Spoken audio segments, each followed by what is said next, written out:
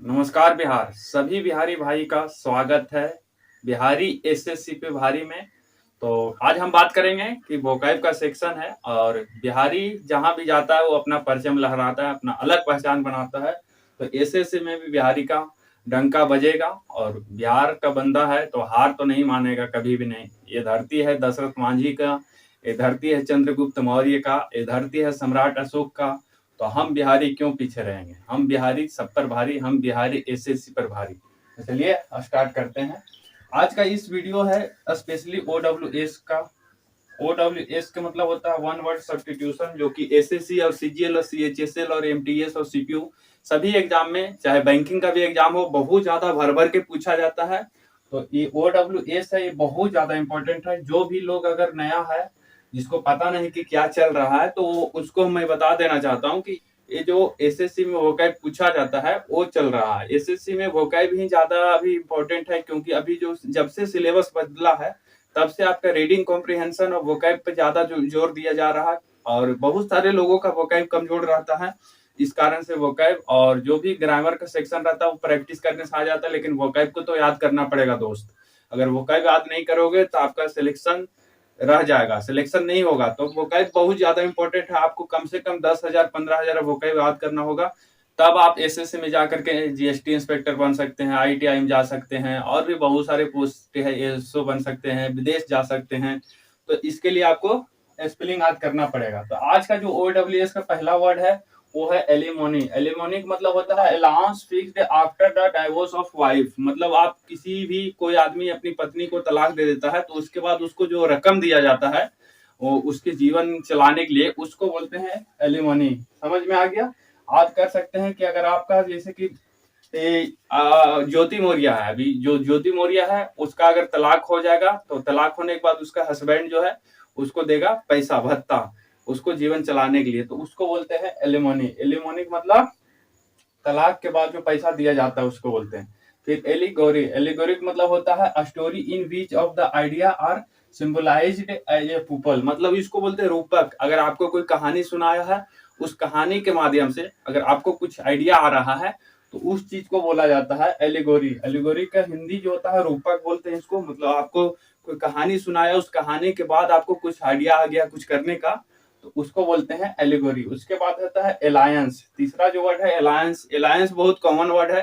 Alliance का मतलब होता है संधि। किसी से वो वार्तालाप करने के बाद कोई आइडिया आ गया, उस आइडिया पे आप दोनों मिलकर के काम कर रहे हैं, या फिर नेता लोग, जैसे कि एनडीए होता है तो एनडीए में बहुत सारे पार्टी अलायंस क्या है, अलायंस मतलब गठबंधन जिसको बोल सकते हैं, संधि बोल सकते हैं, तो उसको अलायंस बोलते हैं। अलायंस के बाद है एलिटरेशन। एलिटरेशन का मतलब होता है कि अनुप्रास। जब भी कोई भी चीज में जब उसको टूटता है तो उसको बोलते हैं अनुप्रास, एलिटरेशन। उसके बाद है एल्मा मैटर। एल्मा मैटर का मतलब होता है कि वैसा स्थान जहाँ पे आप पढ़ रहे थे पहले और वहीं पे आप जाते हैं, या जिस स्थान से आप पढ़ाई किए हैं, चाहे स्कूल या कॉलेज या फिर और गुरुद्वारा या कहीं से भी पढ़ते हैं, पहले होता था पाठशाला, तो जहां से भी आप पढ़ाई किए उस जगह को बोला जाता है एल्मा मैटर। उसके बाद होता है एल्मा नेक। एल्मा में नेक मतलब होता है कैलेंडर, पंचांग जिसको बोलते हैं। कैलेंडर का ही दूसरा सिनोनिम्स होता है एल्मानेक। उसके बाद है एल्पिनिज्म। एल्पिनिज्म बहुत कॉमन वर्ड है, आप लोग सुने भी होंगे। एल्पिनिज्म का मतलब होता है कि जब पहाड़ पे चढ़ते हैं, कोई भी पर्वत पे चढ़ रहा तो उसको बोला जाता है एल्पिनिज्म, यानी कि पर्वतरोही जिसको हिंदी में बोल सकते हैं। उसके बाद है अल्टर। अल्टर मतलब होता है अल्टर, इसको अल्टर दोनों पढ़ सकते हैं। अल्टर का मतलब टेबल या फिर वेदी, जहाँ पे आप पूजा करते हैं, पूजा करने के लिए जो जगह बनाया जाता है उसको बोलता है अल्टर। अल्टर या अल्टर बोल सकते हैं। तो वेदी, वेदी आप लोग बिहार में है, बिहारी है, बिहारी तो समझता है वेदी। आप छठ पूजा करते हैं तो उसमें जाकर के वहां पे नदी पे या समंदर पे या जहाँ पे भी करते हैं गंगा घाट में, उसको तैयार किया जाता है, सजाया जाता है, तो उस चीज को बोला जाता है वेदी, जिसको इंग्लिश में बोलते हैं ऑल्टर। उसके बाद अगला जो वर्ड है एल्टीट्यूड। एल्टीट्यूड का मतलब होता है ऊंचाई। ऊंचाई, आप कितना ऊंचा, जैसे कि हिमालय का एल्टीट्यूड कितना है, और भी बहुत सारे पर्वत होता है, आप लोग पढ़े होंगे एल्टीट्यूड और लॉन्गिट्यूड और लेटीट्यूड, तो उसमें होता है एक एल्टीट्यूड। एल्टीट्यूड का मतलब ऊंचाई, समझ में आ गया? उसके बाद जो अगला है अल्ट्रुइस्ट। अल्ट्रुइस्ट का मतलब होता है परोपकारी। अगर आपको नौकरी लग जाएगा तो पैसा तो आएगा 80,000, 70,000, 72,000, जैसा भी लोकेशन में आपका रहेगा। तो आप उस पैसा से किसी गरीब को मदद करेंगे, किसी को बुक लेकर के दे देंगे, किसी को कुछ खाने के लिए दे देंगे, तो उसको बोला जाता है अल्ट्रुइस्ट, मतलब परोपकारी। किसी के ऊपर आप कुछ भलाई कर दिए, उसको बोला जाता है। उसके बाद होता है एलमनस। एलमनस के मतलब होता है फॉर्मर स्टूडेंट ऑफ कॉलेज या स्कूल। आप स्कूल का या कॉलेज का, यूनिवर्सिटी का स्टूडेंट रह चुके हैं, भूतपूर्व स्टूडेंट इसका हिंदी होता है। उसके बाद है एमेच्योर। एमेच्योर का मतलब होता है नॉट प्रोफेशनल, शौकीन आदमी। जैसे कि बहुत सारे जो 8वां 9वां या इंटर 12th का जो बच्चा रहता है, ग्रेजुएशन का जो बच्चा रहता है, वो इमेच्योर रहता है। एमेच्योर मतलब उसको अभी प्रोफेशन से कोई मतलब ही नहीं कि क्या करना है नहीं करना है लाइफ में, तो उसको बोलते हैं शौकिया या शौकीनबाज। समझे? एमेच्योर के मतलब जिसका अभी दिमाग उतना काम नहीं कर रहा है कि हमको लाइफ में कुछ करना है, लाइफ के बारे में सीरियस नहीं होता है, उसको बोलते हैं एमेच्योर। उसके बाद होता है मैक्सोफोबिया। मैक्सोफोबिया का मतलब होता है फियर ऑफ ड्राइविंग।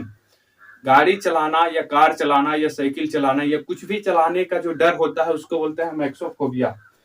उसके बाद जो अगला वर्ड है एम्बेसडर। एम्बेसडर के मतलब होता है राजदूत। जैसे कि अभी जो बोला जा रहा था कि जो सीमा हैदर आई है वहां का एम्बेसडर है, हो सकता है वहां से जासूस बन के आया है। एम्बेसडर का मतलब होता है लीगल तरीका से अपना देश का ऑफिसर को किसी देश में अपना कार्रवाई देखने के लिए कि वहां पे हमारे देश के प्रति कुछ तो साजिश नहीं हो रहा है, तो उसको बोलते हैं एम्बेसडर।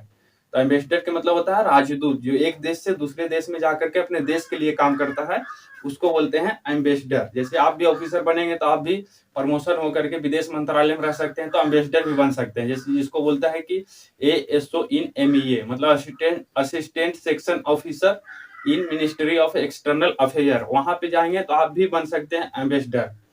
फिर अगला जो वर्ड है और लास्ट वर्ड है वो है एम्बीडेक्स्ट्रस। एम्बीडेक्स्ट्रस का मतलब होता है ऐसा पर्सन जो कुछ भी काम करने के लिए दोनों हाथ से कर सकता है, इफिशियंटली कर सकता है, बहुत अच्छे से कर सकता है, बहुत आसानी से कर सकता है, उसको बोलते हैं एम्बीट्रस। एम्बीट्रस, एम्बीट्रस का मतलब होता है जो दोनों हाथ से काम करने में निपुण आदमी हो, उसको बोलते हैं एम्बीट्रस। तो कैसा लगा दोस्तों? सभी लोग, जितने भी लोग इस वीडियो को देखते हैं, उन सभी को मैं आशा दिलाता हूं कि बिहार का डंका बजेगा, एसएससी में भी बजेगा, जैसे आईएएस में बजता है, पीसीएस में बजता है, उसी तरह एएसओ और जीएसटी इंस्पेक्टर और इनकम टैक्स में भी बजेगा। और बिहारी का डंका बजाएंगे, क्योंकि बिहारी का सिर्फ कमजोरी रहता है इंग्लिश, और इंग्लिश को मैं सुधारने के लिए आ गया हूँ। मगध के धरती से, वो चंद्रगुप्त मौर्य के धरती से, वो सम्राट अशोक की धरती से, रामधारी सिंह दिनकर की धरती से, जो कि एकमात्र कवि है जिसके नाम के पहले राष्ट्र कवि लगता है, तो उस धरती को सलाम है। इस धरती के मिट्टी में इतने महान महान लोग हुए हैं, इस धरती का मिट्टी का लोग आगे ऑफिसर भी बनेगा। फिर मिलेंगे अगले वीडियो में, तो तब तक के लिए जय मगध, जय बिहार।